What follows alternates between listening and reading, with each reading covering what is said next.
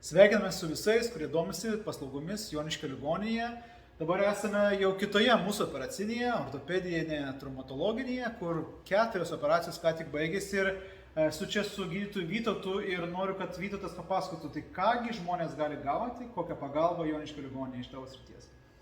Sveiki, esu Vytautas Mažutavičius, ortopedas traumatologas.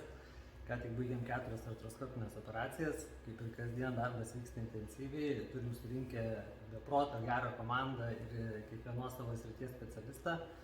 Tai dažniausiai atliekam artroskopinės operacijas, pradedant nuo peties, raiščių, sausgyslių plyšimai, kelio sąnario raiščių plyšimai, meniskų pažeidimai ir be kita ko plaštakų bei pėdų ir čiurnų rekonstrukcinės operacijos, kaip pavyzdžiui iškrypusių pėdos kuliukų ar plaštakų deformacijos, nervų spaudimo, ataisinimo bei begalė kitų dienos stacionaro paslaugų.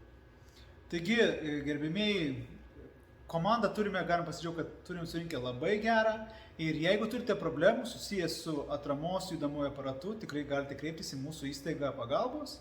O viską tvarka, tiesiog pasikartoju labai paprasta. Siuntimai galioja iš visos Lietuvos, mes gauname siuntimą ir užsiregistruojame konsultacijai pas gydytoją, kuris operuoja.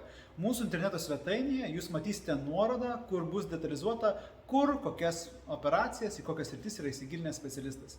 Atvykstate konsultacijai, yra suplanuojamas operacinis gydymas ir dar kartą pasikartoju, kad viskas yra daroma greitai, efektyviai ir skaidriai. Tai tiek, ačiū visiems ir Joniškio ligoninėje mes padedam įveikti ligos sukeltus iššūkius.